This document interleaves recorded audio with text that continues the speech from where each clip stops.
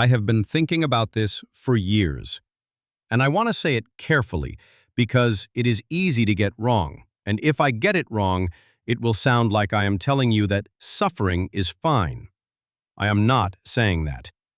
What I am saying is something harder.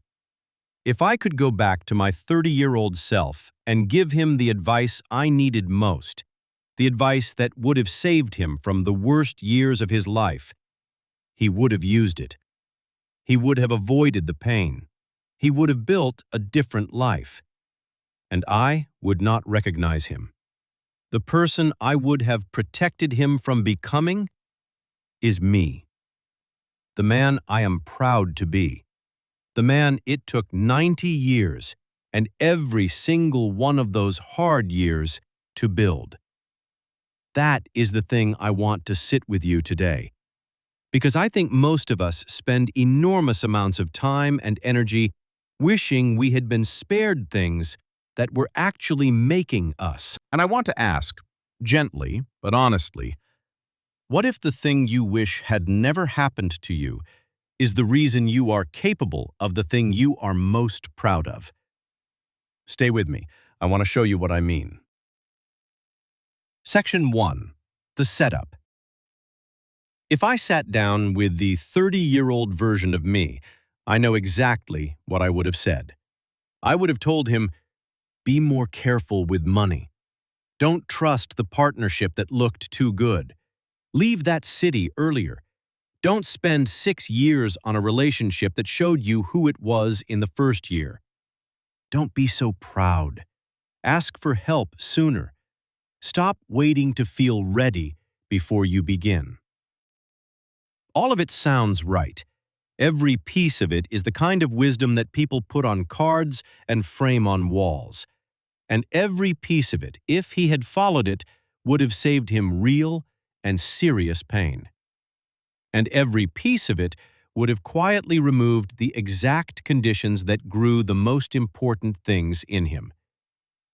Let me show you what I mean, not in theory, in specifics. Because the specific is the only place where this argument doesn't become an excuse for everything, I want to be precise. Because there is a difference between necessary pain and avoidable suffering. And I have spent 90 years learning to tell them apart. Section 2. The 5 Paradoxes. Paradox 1. The failure I would have prevented. When I was 34, I had a business fail, not a small setback, a complete collapse. Everything I had built for 6 years, gone. Money lost. Partners who blamed me. My own confidence, which I had up until that point treated like a permanent possession, simply evaporated. If I had been wiser at 30, I would have seen the warning signs. I would have made different decisions. The business might have survived. And I would have spent the rest of my life believing that my judgment was sound, that I was the kind of person who succeeded, that I had never truly been tested. The failure destroyed my arrogance. And my arrogance, up until that point, had been quietly closing every door that required me to say, I don't know. I need help. I was wrong. After the failure, I was different. I listened differently. I collaborated differently. I held my own certainty more loosely.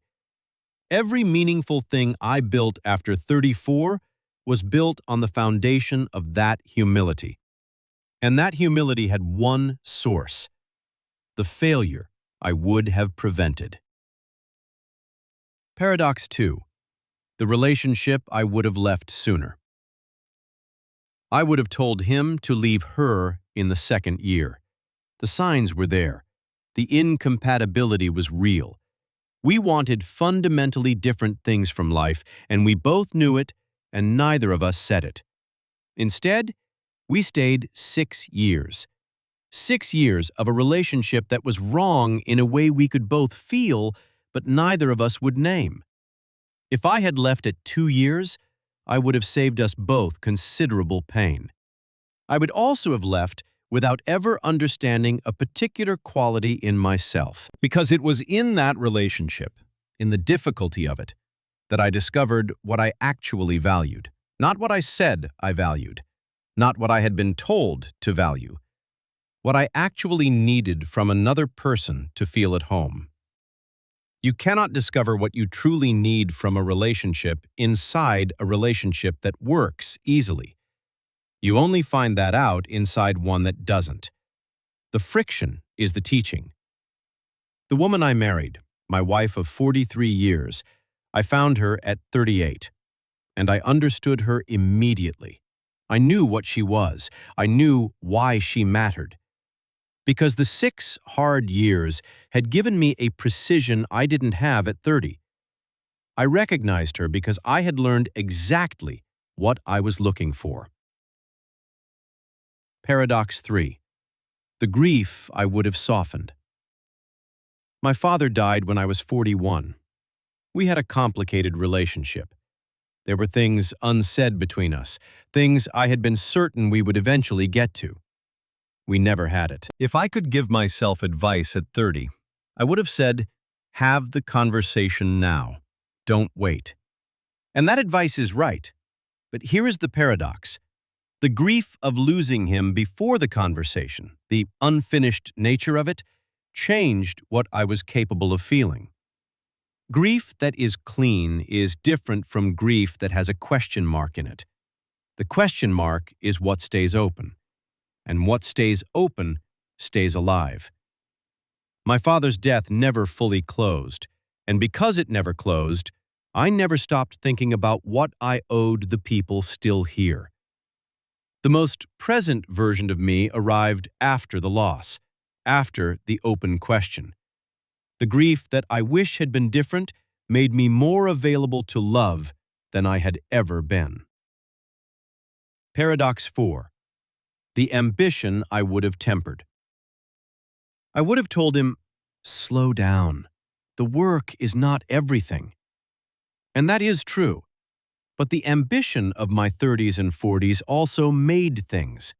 It made discipline. It made focus. It made a capacity for sustained effort that I still use today. The tools that ambition built in me outlasted the ambition. The cost was real.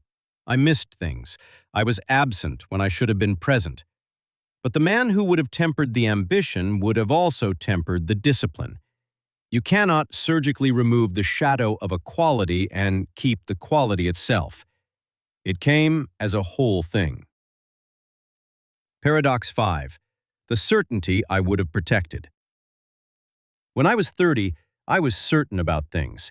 I had a clear model of how the world worked.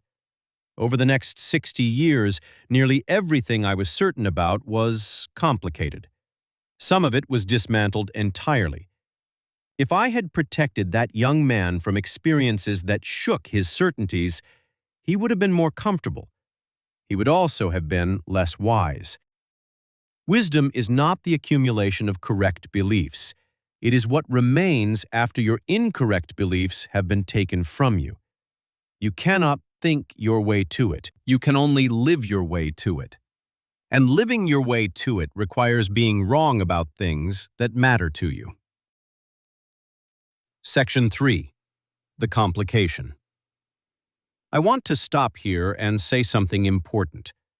I am not saying that all pain is necessary. I am not saying that suffering builds character and therefore suffering is good. There is pain that builds, and there is pain that simply damages. There are things I would protect that 30-year-old from without hesitation. There are losses that did not build anything. What I am saying is this. Some of what you are most desperate to have been spared may be inseparable from the person you are most grateful to have become. Not all of it, some of it. And only you can know which. Section 4. The turn. I want to talk to someone specific, someone who is in the middle of something hard right now. A failure, a loss, a relationship that isn't working. I don't want to tell you that everything happens for a reason. I want to offer you something different. A question.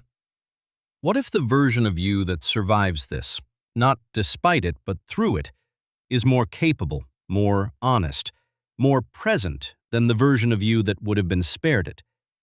And what if you cannot know that yet, but you could stay open to the possibility? I want to come back to where I started. The 30-year-old version of me. What would I tell him? The honest answer is this: I would not give him advice. I would sit with him. I would tell him that I know how hard this period is. I would tell him it does not stay this hard. And then I would tell him this: don't be in such a hurry to become someone other than who you are right now. The man you are in your worst years is not a failure. He is the material. You are being made. Stay in it. And if you're watching this, whatever age you are, I want to ask you one question. Is there something in your past that you have spent years wishing away that may have quietly made you the exact person you needed to become?